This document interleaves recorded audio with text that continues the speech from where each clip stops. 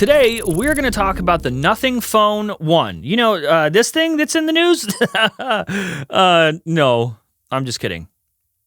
We are not. All right, so for real, first up for the day, story numero uno, let's talk about iPhone 14, specifically iPhone 14 Pro, and specifically, iPhone 14 Pro specs. Now, listen, I sat on this one for at least a couple days. I wasn't sure about covering it, and originally, I wasn't going to cover it, but I asked around, and even though it's not concrete, absolutely for sure gonna happen information, you should take it with a grain of salt. It's enough to where I will talk about it here. The leak comes from Twitter account iHack2 something, and he's claiming to have seen leaked benchmarks for iPhone 14 Pro's A16 chip. Because remember, the regular iPhone 14 models, iPhone 14 and iPhone 14 Big, iPhone 14 Max, whatever they call it, those are not getting A16. Those are getting A15. But for the A16 chip, at least according to what he's saying, he is claiming that there is a 35% increase in GPU and 42% increase in CPU. And that sounds like a lot. The thing about this is rumors have been saying that it's not going to be much of a spec bump this year. Like the A16 is just a slightly modified A15 chip, sort of what we got with the M2 chip being just a slightly modified M1 chip. And I don't know, man, these leaked benchmarks don't seem slightly modified. He also mentioned stuff like battery increases of like 2 hours and 10 minutes, fast charge as well, up to 50% in 16 minutes. And here's the thing, this account guesses a lot, at least as far as I can tell, and I have been watching for a while. There was a period where I thought he might be legit, like he might be up to something good, but a fun fact, I actually have a list on Twitter of accounts that I follow, but I don't really follow. It's just in a list that I check on. It's called Apple Leakers, and it's in quotes, and it has a laughing emoji after it. And that is a list of people that I keep an eye on just to see if they're making stuff up or they're not. And he's one of those accounts that I have followed for a while, and as time has progressed, it has become pretty clear that entire thing, his account, is just held together with Elmer's glue and chewed up bubblegum. He is pretty good with software beta release dates, but in leak land, that's like bottom of the food chain, easy Apple internal stuff, so I do not count that. The rest of pretty much everything he has ever said is up in the air. But...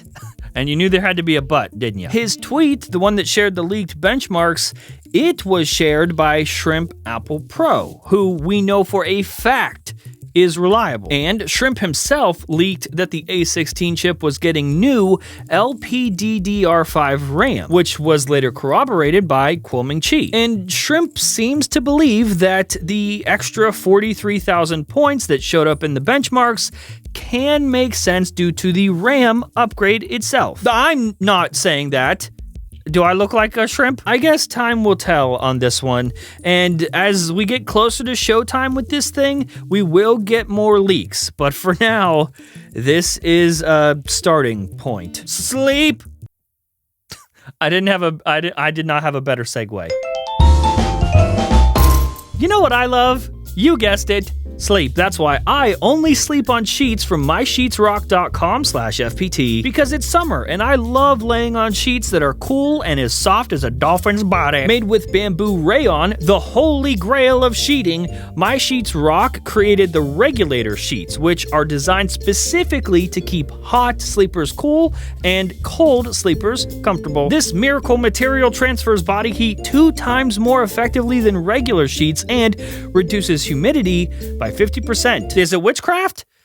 Probably, but I sleep on them, so go check out mysheetsrock.com/FPT and enter our code FPT for 10% off and free shipping. Plus, they offer a 90-day risk-free trial that includes free shipping back and returns. You too can sleep on the sheets that I sleep on. Thanks to My Sheets Rock for sponsoring this episode of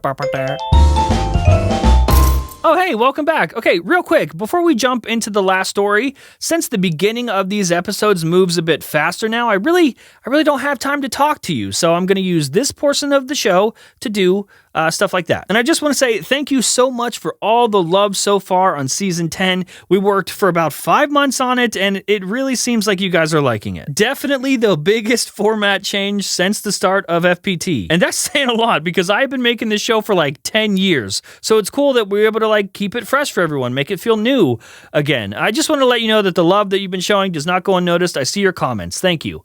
Okay, I want to talk about all this MacBook drama, okay? And I don't know if you've been following along, but let me get you all caught up. A couple of episodes ago, we talked about a leak from Mark Gurman that claimed that Apple was working on the return of the 12-inch MacBook. You know, like the one that was released in 2015. It was super nice and awesome, but we never got another one. So that's the first part of this. Gurman says they're making another one, another 12-inch MacBook. Okay, we got that part. But then Ross Young, a display analyst who is incredibly accurate, he actually comes out and says that he's skeptical about this, that he and his team have heard nothing about a 12-inch MacBook. Okay.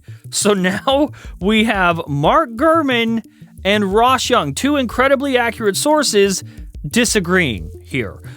So which one is it? Who's right? Luckily for us, a third source has jumped into the mix. Good old Kuo Ming Chi, our boy, he put out a tweet saying that he expects a new 15-inch MacBook that wouldn't necessarily be branded as a MacBook Air. So, just MacBook? He's saying that a release could happen in Q3 of next year, or maybe even later, and come with both, and this is weird, but come with both an M2 chip and have an M2 Pro chip configured option. And here's the kicker, he hasn't heard of a 12-inch MacBook either. So that's now two different sources going against Gurman's claim, but there is still a chance that we will see the return of just MacBook. It'll just be in the form of 15 inches. And the last time I saw 15 inches, it was not a MacBook.